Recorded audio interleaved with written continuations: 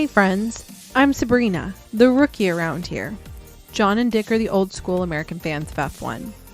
Thanks for taking time to listen in on a conversation we had about the 2023 Austrian Grand Prix. 2 words, track limits. 1,200 times. Max 1, Sergio overcame. McLaren and Ferrari upgrades seem to be working at this track. Lewis wasn't happy. Aston Martin made calls that raised a few eyebrows. The guys and I evaluate this weekend's race in arguably one of the most beautiful locations of the year. Hope you enjoy our conversation. Gentlemen, Austrian Grand Prix has just been completed this weekend. Okay, so let's do the quick overview. 1-word answer. Free practice, worth talking about? Yay, nay? Nay. Not really. Sprint. Had the race been a few laps longer, I think we would have seen a radically different finishing order. Although, had the race been longer, I'm sure the race strategists on the wall would not have been willing to roll the dice and say, yeah, we're going to keep our boy out there. I think they would have pitted him probably around the same time that Russell came in. And then it would have been an all-out sprint on really, really fresh, soft tires. So it could have been interesting had the race been that little bit longer. I think we all know what would have happened. Max would have been pitted at just the right time. He would have bolted on soft tires and he still would have won. Quali. Yay or nay? Nay. Yay, I thought Ferrari was happy. Okay, that's fair. That's fair. That's fair.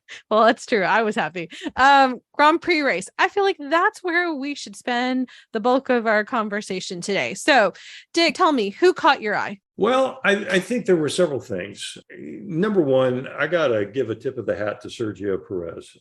That guy stayed away from the track on Thursday because he was ill. After the race, he said that he was very weak and the whole race was very tough. And of course, in qualifying, he fell afoul of the track limit penalties. So he qualified like 15th, right? He had his best time thrown out.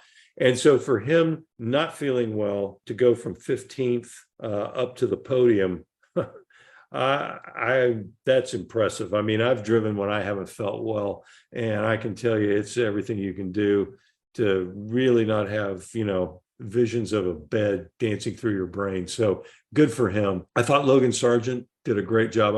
I got to give him a shout out. He had 2 penalties, one for 5 seconds, one for 10 seconds for track limit issues. Had he not had those, he would have finished in front of Albon. As it was, he was only 2 places behind. So he did a great job, really. And then I think, we can talk about it later, but I think it was really interesting to see the fact that some of the teams have moved forward because of their development stuff. And I really felt like that there was some pretty interesting developments in terms of the competitiveness of the field. John, who caught your eye? I thought that Norris did a great job in the race. And he was kind of batting above his weight a little bit, I thought. And of course, Checo's drive through the field, you have to admire and appreciate. Those were the 2 that most caught my eye. On the positive, on the negative, Lewis kind of caught my eye because he had a lot of time on his hands, apparently, because his car wasn't as fast as he had hoped, except when it exceeded track limits, of course. And he was tattling on everybody that he was behind who was going over the track limits, which I thought was kind of an interesting reversion to the old Lewis, who is a big complainer. Well, can I tell you who caught my eye? Sure. We know who caught your eye. Right.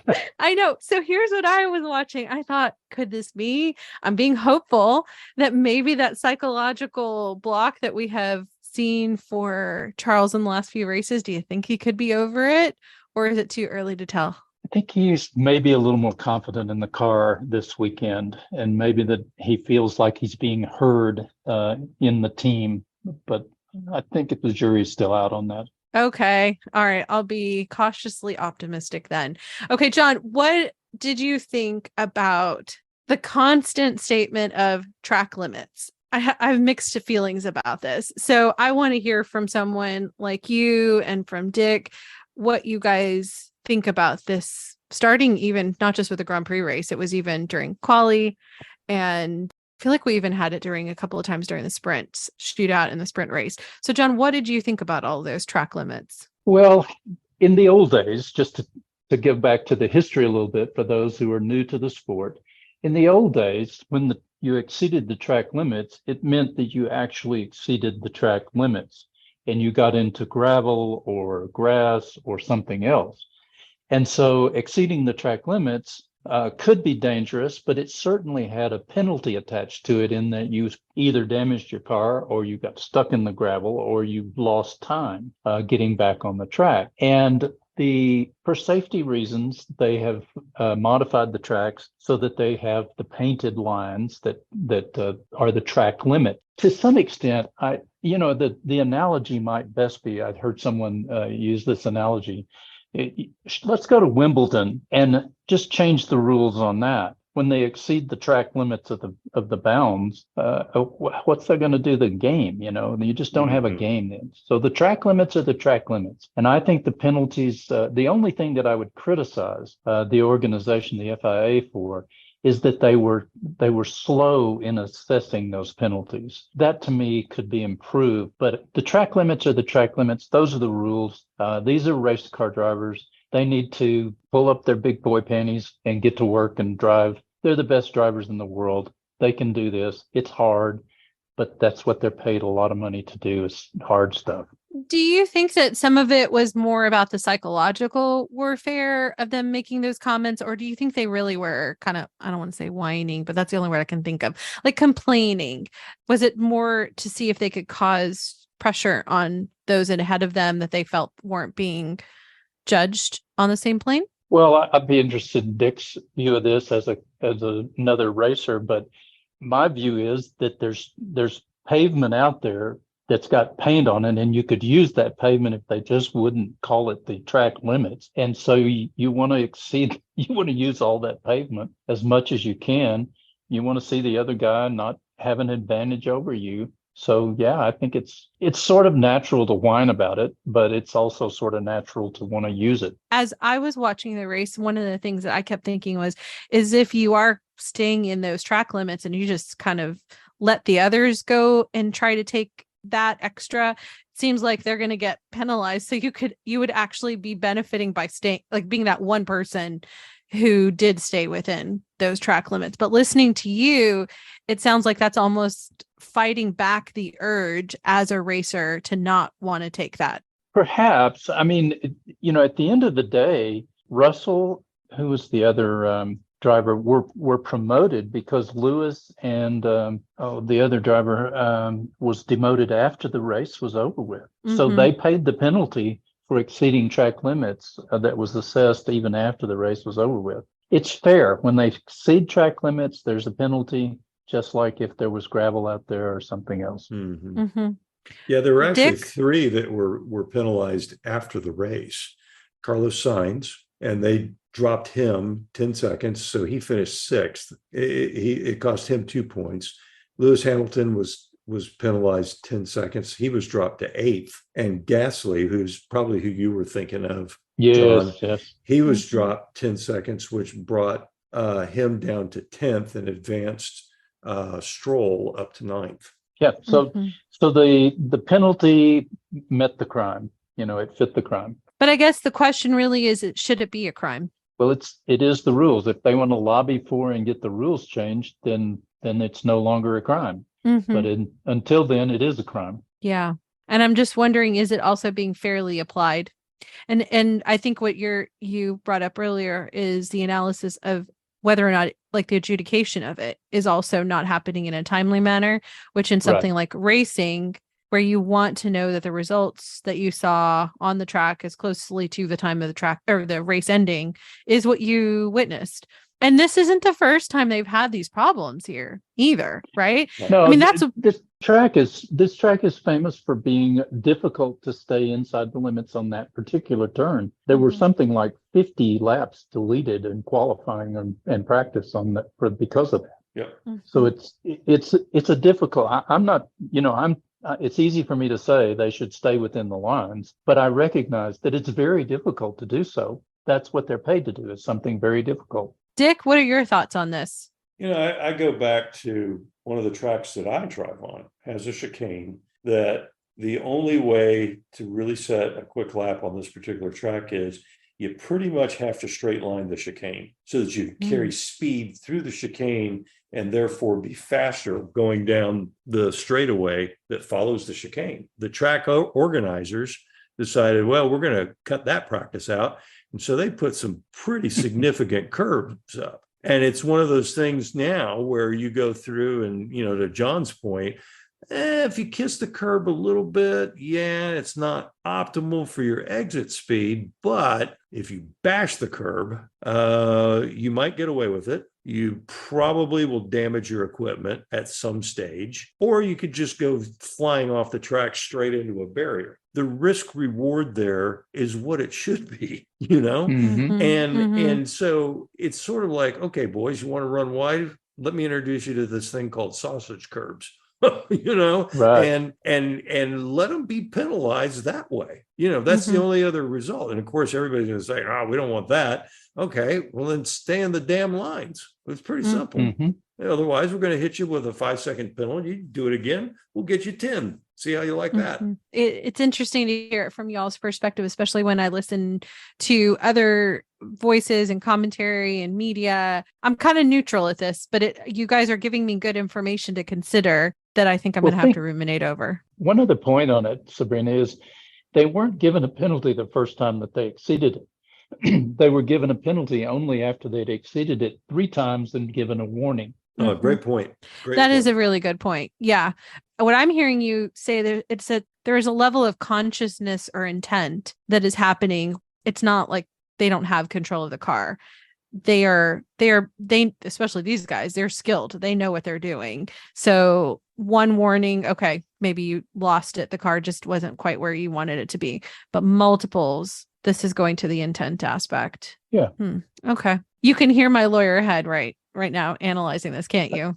Yes, I can. Yeah. Because I wanted to make sure, not that these guys are my clients, but if they were, and I was going to be advocating for them, is this really fair? I don't know yet. Okay, so let's move on to something else kind of earlier in the weekend, the sprint race. I know we didn't want to spend too much time talking about it, but one thing I did want to bring up about the sprint race was the weather. Kind of that was the moment when we saw weather. So Dick, what did you think about that? What impact did the weather have? Had the track not dried out, it would have been a procession. But because the track dried out, that's when people had the chance to kind of start rolling the dice and seeing if they could improve their position, which is always fun. I've learned to actually really love those races where the conditions change and the guys behind the wall are, talking with the driver and say, okay, do you think we come in now? No, track's still too wet. We need to stay on inters, and yet someone, is going to break loose and say, you know what?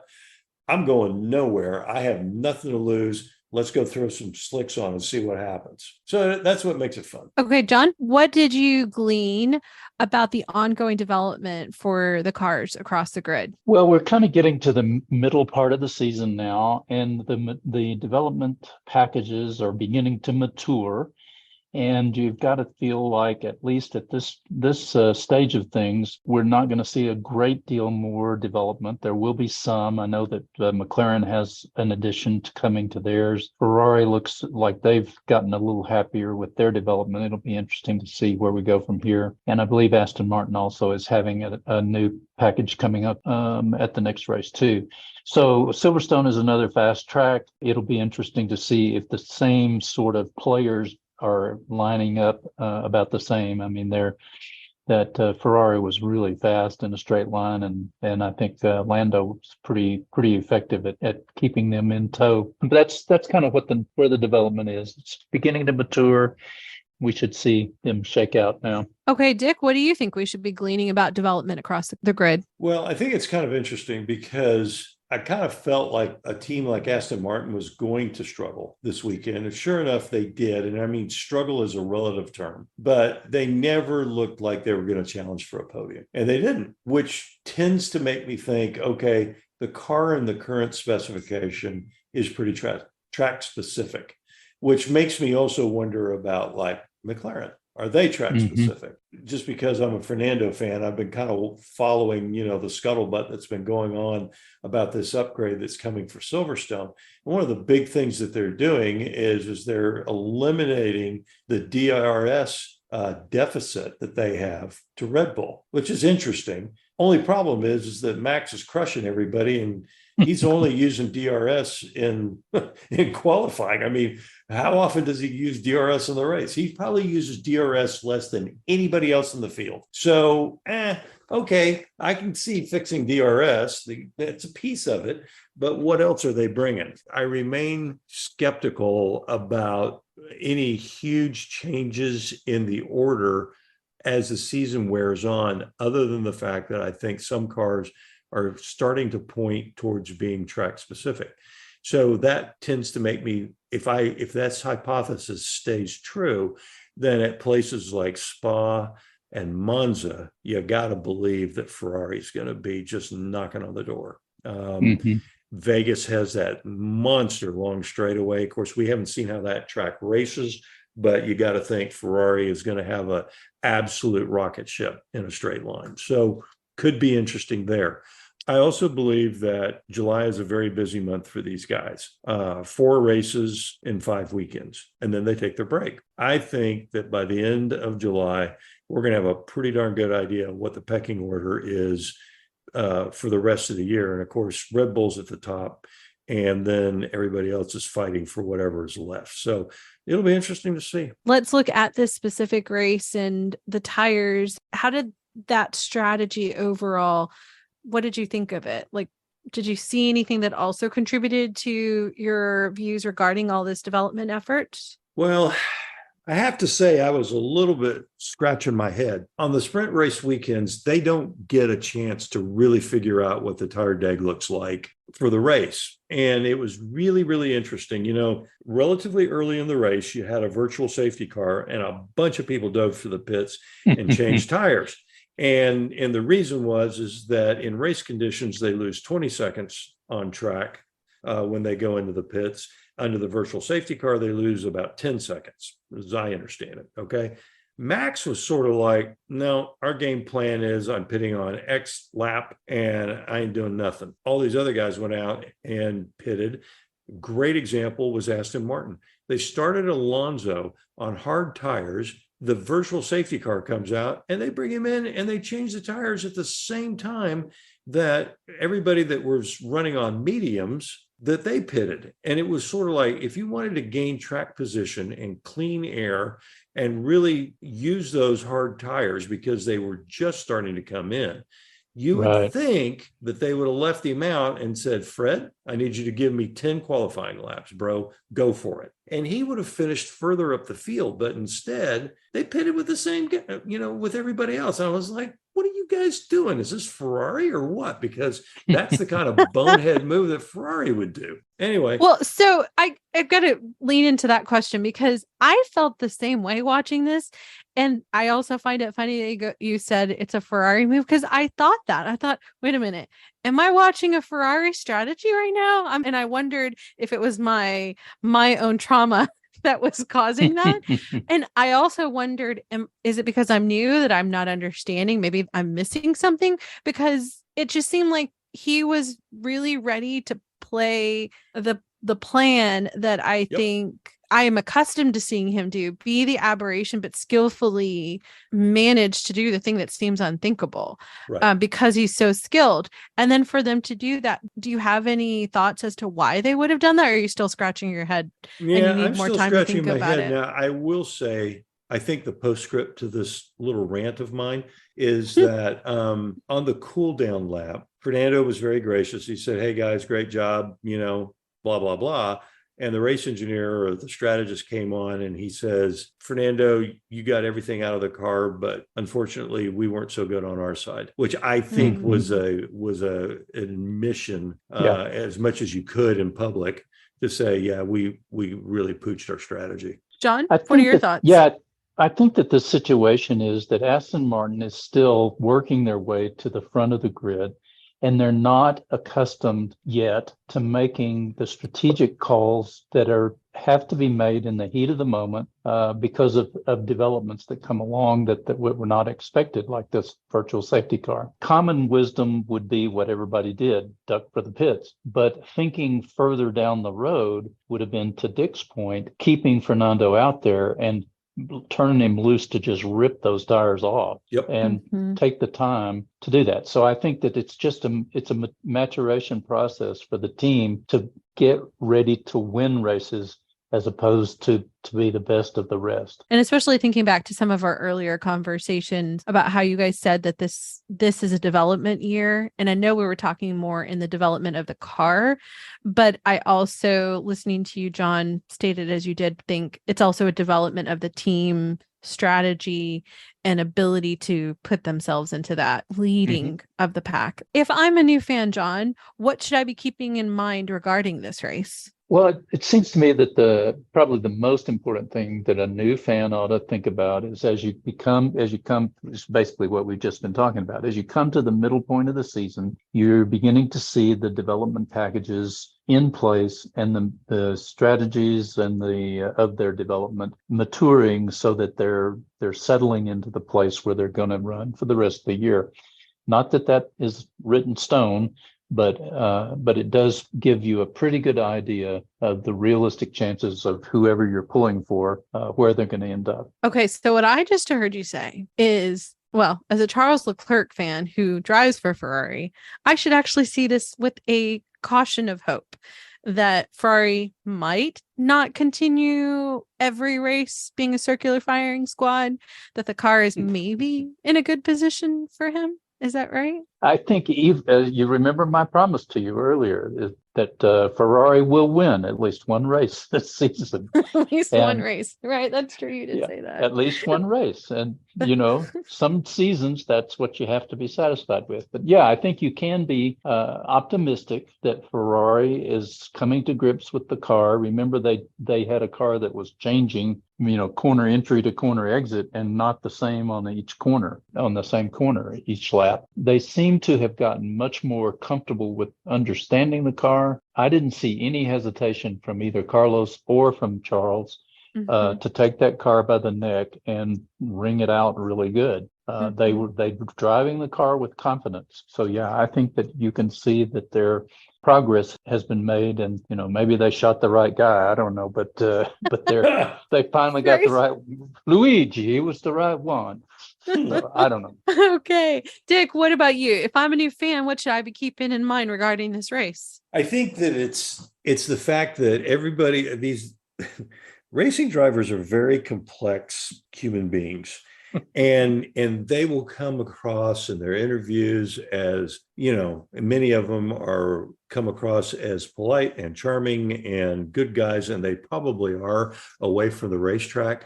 But these guys have a certain part of their personality that is just downright psychotic. And if they're not winning, they just can't seem to understand why they're not, because clearly they have such a huge belief in themselves that when they're not winning, they just don't understand how this could possibly be. And my point to all of this is, here's Lewis. We all know he's driving a car that is not a match for the Red Bull, the Ferrari, probably the Aston Martin, probably the McLaren. In Austria, they may have had the fifth best car. And so what was he doing? Well, if he wasn't complaining about somebody going over track limits or being handed a penalty for track limits, he was bitching about the car, to the point where Toto Wolff finally came out and said, hey, we know the car's no good, just drive it. And it goes back to what Frank Williams said about Nigel Mansell, which was, it was along the lines of, where in the world did you ever think these guys are nice guys? They're all a bunch of pains in the asses. And I love that it's coming out, because too many times these guys come across as somewhat robotic. And so when you see them out there being frustrated and, wanting to do better and all those kinds of things, and especially as accomplished as Lewis is, it kind of makes me happy, if you really want to know the truth. That's a really good point, because I think especially now in the age of social media and marketing strategies, I feel like sometimes the drivers there's a narrative that's created about the individual that I'm as much as we all know, I'm a fan of Charles, I'm also very well aware that's the image that they are portraying of him. And so to hear you say this is where maybe the individual's personality is peeking through just a little bit, especially I think because of the high intense pressure of what they do. It's interesting to see how controlled they are in all those other settings, and also the controllers that keep the image there for them. But this is the moment where it all comes. And if you are willing to be analytical about it, you can see that. So the other thing I was going to ask you is, when you brought up Lewis's statement, it seems like when he says this and the image of like who he is peeking out, it also makes me think of like years gone by. I think that the other racers of different eras would have made those kinds of statements, or am I just kind of glamorizing or rose pedaling past eras? Would they have complained in real time or just kept going? It depends on the person, right? Like a Mansell. Now, I was a Mansell fan because you could just see his passion when he drove. I mean, you could literally see it. But I mean, everybody said, on when things were going well, old Nige was as charming as they could be. When they weren't going so well, whinge and moan and complain, and it was just like, oh my God, stick a fork in this guy, he's done, And so I think it depends on the guy, and I think and I've said it before, but racing drivers are cut from the same cloth as like fighter pilots, right? They're all just intensely competitive, and they've got huge amount of self-confidence because they couldn't do what they do if they didn't have that. And that confidence can be somewhat fragile. And especially for somebody like Lewis, he's so used to 7 years just doing nothing but win. And now, eighth place kind of starts looking good, so that's got to be rough. And so that frustration eventually has to bubble up, just shows that he is human. Yeah, there's another point in there when you ask about would racing drivers have done this in the past. And the truth of the matter is they did not have the communications capacity that they do now. True. And so a lot of in the 70s, there were pit boards that they hung out and told them what position they were in and when to pit and all of that. So there was no communication in those days. And then it was infrequent. I can remember when there were times when they could only communicate with them at certain points on the track because of the radio signal and all this kind of stuff. So that's another consideration, is there's a lot more communication. And then the other factor in that is that nowadays, if you pay a fee, you can have access to your driver, whoever you're following, or all the drivers' radio comms on the weekend. So we all can hear it. And I think that some of this is really part of the show, not the frustration part on the driver, but I think that some of the communication that is done is really is PR. Yeah. Well, that's interesting, because that was actually going to be my question. It seems like we have to be fair to the person in the sense of he's in the middle of the driving and okay. I'm saying it both ways. One, I'm not naive to think that there can't be manipulation of knowing that the world is listening. The world of F1 fans are listening. But then the flip side of it is he's also speaking to his team to try to figure out the strategy. So we as the listeners need to kind of be aware of both sides. That one statement, just let it ride, because he's doing something that none of us are doing. Well, you guys do, but I don't. The other side of it is be also savvy enough to realize the person could be saying that because they realize the rest of the world is listening. I just wondered, and you answered that question before I even asked it, is in the past decades, a racer might have been saying that stuff, but nobody was listening. Nobody could hear him, not his team or the fans. And he could be like, oh, I hate this. This is awful. Like, why isn't anybody saying anything to him? As you're barreling down the track. I just find it fascinating that the whole media element when we're watching something as the race weekend, and how that could affect not only the race itself, but also our perception of the people who are driving. Okay, Dick, tell me, what are your thoughts about the track design and how it affected this race? I think the location of this track, in just terms of natural beauty, it's amazing. I always look forward to this race just to look at the scenery and all that. At the risk of sounding like a real wag, you almost wish that you could see Julie Andrews running through the, through the paddock area, singing "The Hills Are Alive" with the Sound of Music. It's just an amazing location. And I think certainly there's others that have maybe more glitz and glamour and all that kind of good stuff. But in terms of just natural beauty and surroundings, there may be one or two others that rival it, but I don't think there's any that outdo it. That's just me. I've certainly had some friends who have attended the Austrian Grand Prix, and they say that the elevation changes, even though you can kind of see them on TV. TV flattens out those changes. Mm-hmm. They say that when you go and see it in person, you're kind of like, okay, this is seriously downhill, especially those last couple of corners. Yeah, I think there were a couple of times where the helicopter camera did it, and I thought, wow, I feel like this is not even totally clear to me, but I could see it and go, this is amazing that these cars are doing what they're doing. John, what did you think about the track and its design? I love this track. It's really a challenging track. It is, as Dick said, one of the most beautiful parts of the world. I've spent a fair amount of time in Austria over the years. It's just gorgeous. I think that this track is technically challenging. It's very, very demanding of the drivers. And to me, it's a great track. It really does show skill, and it shows the engineers' capacity to get the cars to handle well. And so it's always a great race from my point of view. My parting shot on this would be that, John, on the IndyCar side, they talk about Road America being like a road course that thinks it's an oval. Yeah. And Austria is kind of like that too. It kind of races as if it's an oval, because it's got so many really fast corners where you're just kind of, if you were driving, you'd be holding your breath probably. Yeah. So hanging on. Yep. Okay. We have a shout out that we want to do, and that goes to F2. A guy from my hometown, Houston, Jack Crawford, won the sprint race for the Formula 2 race at Austria on Saturday. So well done, Jack. Great job. He followed that up with, I believe, an 8th place on the Sunday feature race. So a good weekend. He said afterwards that he really felt like that he was starting to get a handle on Formula 2 and what's required and tire management and all those good things. And he really expects the month of July to be a big month for him. So well done. And we'll hope to see more of that. An American in F2 who won the race. I love all of those words in there. And a Texan.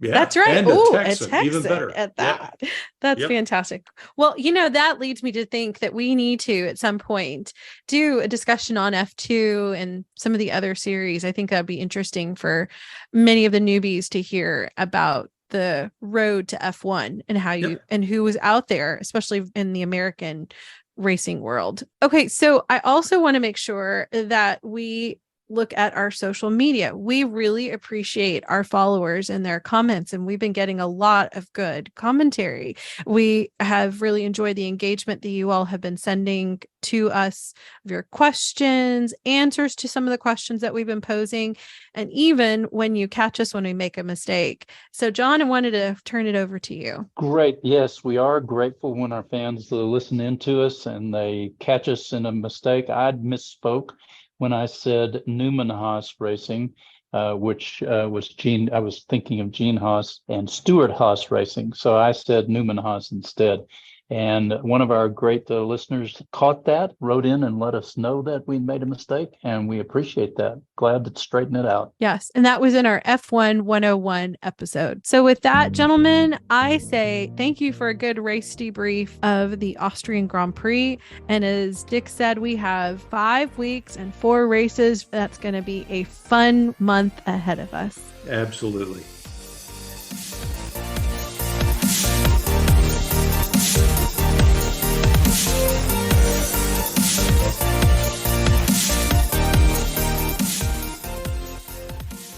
Okay, friends, what did you think about the track limits calls? Did you agree with John? Still on the fence like me? I found the guy's insights into the racer's mindset when it comes to track limits and taking every millimeter of cement thought-provoking. Did you agree with Dick about Aston Martin's Ferrari-like move? I hope Aston learns from this mistake and continues its ascendancy. Are you excited that we have 3 more races this month? I know I am. Especially when the guys point out that development efforts across the grid are maturing. What did you think about Lewis's radio comments? Did my analysis of racers' personalities versus their public images make sense? We are interested in hearing your thoughts. Drop me a line via email, sabrina@2guysagirlandf1.com. Thank you to our followers who are supporting the show by becoming members. You are making this show possible. We, John, Dick, and I, don't take your support for granted. If you're not a member already, you can become one through our Buy Me a Coffee page. Check out the Support the Show link in the episode notes. We need your help to get higher in the podcast rankings. Please take a moment to rate and review us in your favorite podcast app. Continue sharing our show with your fellow F1 fans. And with that, let me say, that ends this conversation. But rest assured, we'll keep talking, and you can keep listening in. Because we're just 2 guys, a girl, and F1. For John, Dick, and me, Sabrina. Thanks for listening.